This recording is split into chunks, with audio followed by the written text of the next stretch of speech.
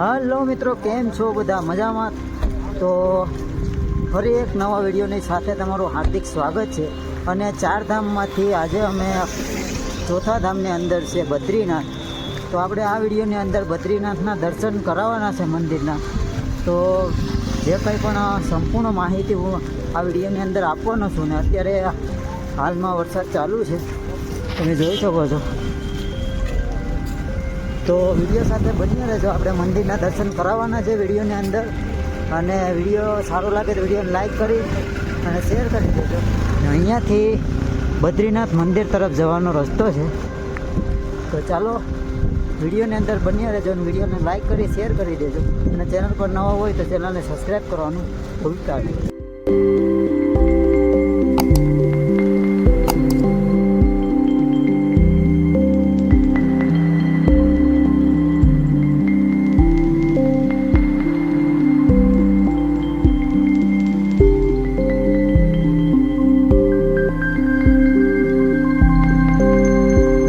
બદ્રીનાથની અંદર આપણે રહેવાની અને જમવાની વાત કરીએ તો અહીંયા જમવાનું તમને 200 રૂપિયાની અંદર તમને મળી રહેશે. અને રહેવાની વાત કરીએ તો જો તમારે આશ્રમમાં રહેવું હોય તો જે કંઈ પણ તમારે ફીસ દેવી હોય એ દઈ શકો છો અને રહી શકો છો, જગ્યા હોય તો. બાકી તમારે રૂમ જોઈએ તો 1200 થી 1500 રૂપિયાની અંદરમાં તમને રૂમ અહીંયા મળી જશે. મંદિરની સામે એક્ઝેક્ટ અમે પહોંચી ગયા છે. તો એક્ઝેક્ટ સામે બદ્રીનાથ બાબાનું મંદિર છે સામેની સાઈડ. અને મસ્ત મજાની અલખનંદા છે એ અહીંયાથી વહે છે. તો આપણે જઈએ. હજી મંદિર અહીંયાથી દૂર છે થોડુંક અને લાઈનમાં લાગવું પડશે.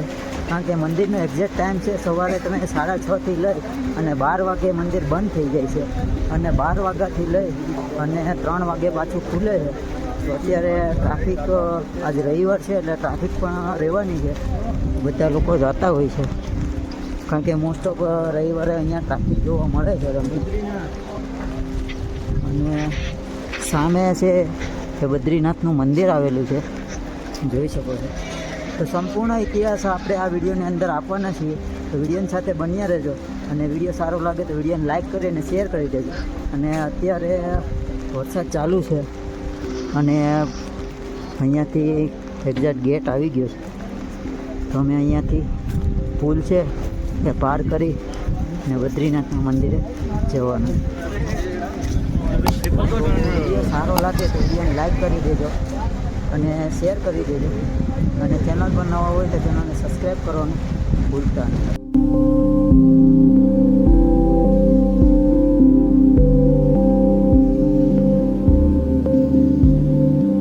જ્યારે પણ તમે આવો તો તમે તમારું ઓનલાઈન રજિસ્ટર છે એ કરાવીને આવજો ચારધામનું.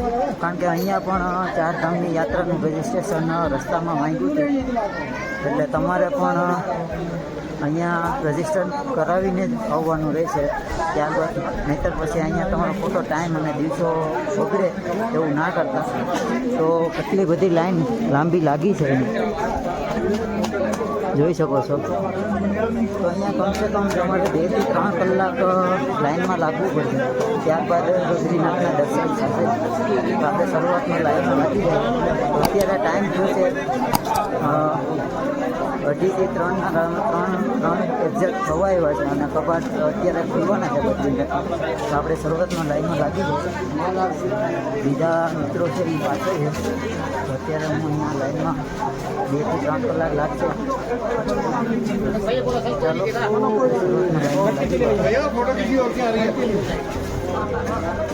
લાઈન તો ઘણી બધી છે. વિડીયોમાં બન્યા રહેજો. અને વિડીયો સારો લાગે તો વિડીયો લાઈક કરીને શેર કરી દેજો.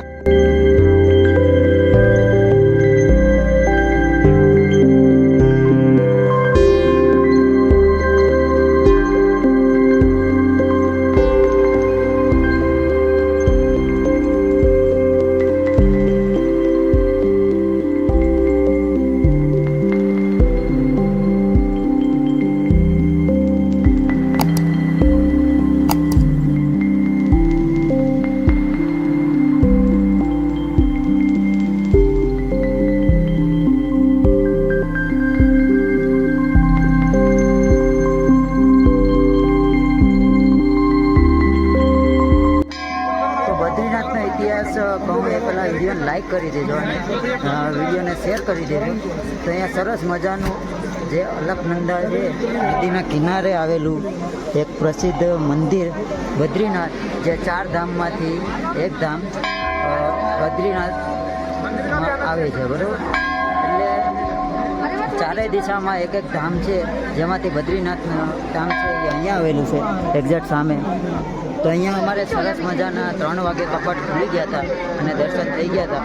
અને ઇતિહાસ અહીંયાનો હું તમને જણાવું કે પહેલાં વિડીયો લાઈક કરી દેજો અને શેર કરી દેજો. જેમ કે અહીંયા પ્રાચીન સમયની અંદર શિવની આરાધના, અહીંયા શિવની જે આરાધના હતી એ અહીંયા શિવનું મંદિર હતું. ત્યારબાદ વિષ્ણુ ભગવાન છે એ પોતે અહીંયાથી શિવ પાસેથી છીનવી લે છે અને ત્યારબાદ અહીંયા વિષ્ણુ ભગવાનની બદ્રીનાથ તરીકે અહીંયા પૂજાય છે. અને અહીંયા અલકનંદા નદી છે એ અહીંયાથી વહે છે.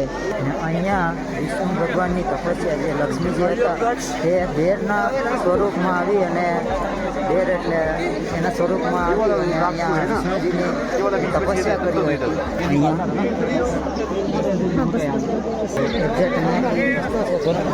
ગરમ પાણીના કુંડે જવાનો.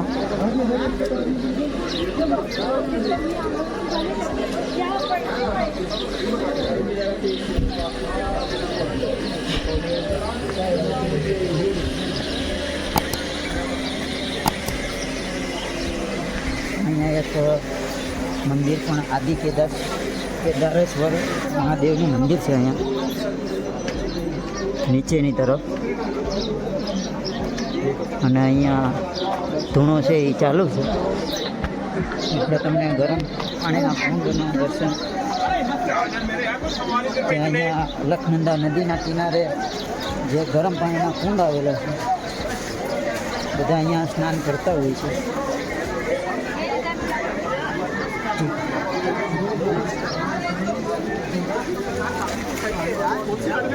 पाँच सीटर की है, આ